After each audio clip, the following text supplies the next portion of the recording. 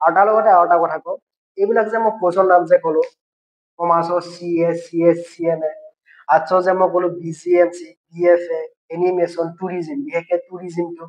তাৰ পাছতে ধৰক মই চায়েন্সৰ যে ক'লো MBBS হওক, BDS হওক, BHM হওক, এইবিলাক এটা খুব কি হয়, বহুত বেছি ডাঙৰ কোৰ্চ হয়। মানে যিকোনো এটা ফেমিলিয়ে এইবোৰ কোৰ্চ কি কৰিব নোৱাৰে, বাই কৰিব নোৱাৰে, বুজি পাইছে নে? মানে এফৰ্ড কৰিব নোৱাৰে।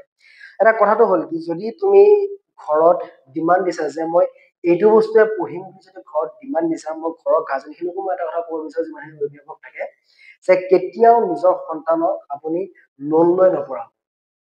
আপুনি লোন লৈ কেতিয়াও নপঢ়াব। আপুনি যিমানখিনি এফৰ্ড কৰিব পাৰে, আপুনি নিজে যিমানখিনি দিব পাৰে, তাক সিমানখিনি দিয়ক।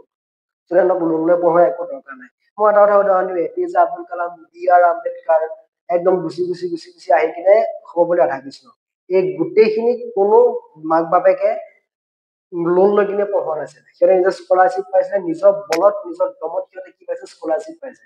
আৰু স্কলাৰশ্বিপ পাই কিনে সিহঁতে পঢ়িছে, আৰু পঢ়ি কিনে সিহঁতে আগবাঢ়িছে। APJ আব্দুল কালাম মই উদাহৰণ দিলো, BR আম্বেদকাৰ, ভীমৰাও আম্বেদকাৰ, যিয়ে সংবিধানৰ সদস্য আছিলে, আছিলে। তাৰপাছত সৰ্বপল্লী ৰাধাকৃষ্ণ, মনমোহন সিং। চ' এই গোটেইবোৰ বস্তু ভালকে চাবা এবাৰ। এইবিলাক ইতিহাসবিলাক চাব আপোনালোকে, কাৰণ যদি আপোনালোকে সন্তানক লোন লৈ পঢ়াব বিচাৰে, তেন্তে সন্তানে চাকৰি পাব, আপোনালোকৰ লোন শেষ নহব। সন্তানে চাকৰি পাই বাহিৰত গুচি যাব, সি কানাডাত থাকিব, ৰাছিয়াত থাকিব, ছোৱালী এজনী বিয়া কৰাব, তেনেকে থাকি যাব সি। কিন্তু আপোনালোকৰ লোন মাৰোতে আপোনালোকৰ অৱস্থা নোহোৱা হৈ যাব, গাত পিন্ধিবলৈ কাপোৰ নোহোৱা হ'ব।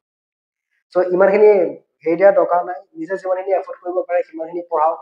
যদি বেছিকে কিবা ডিমাণ্ড দিছে পঢ়াবৰ কাৰণে, যে মোক এইখিনি পঢ়াব লাগিব, যেন তেনেকুৱা যদি কিবা ডিমাণ্ড দিছে, দেন কওক যে স্কলাৰশ্বিপ লওক, স্কলাৰশ্বিপ লৈ পঢ়ক, তাত কোনো আপত্তি নাই। কিন্তু লোন লৈ পঢ়াব নাযাব। লোন লৈ পঢ়ি আপোনাৰ ল'ৰাই বা আপোনাৰ ছোৱালীয়ে চাকৰি পাব বাহিৰত, কানাডা, আমেৰিকা, নিউয়ৰ্ক, ৰাছিয়া, এইবিলাকত চাকৰি পাব।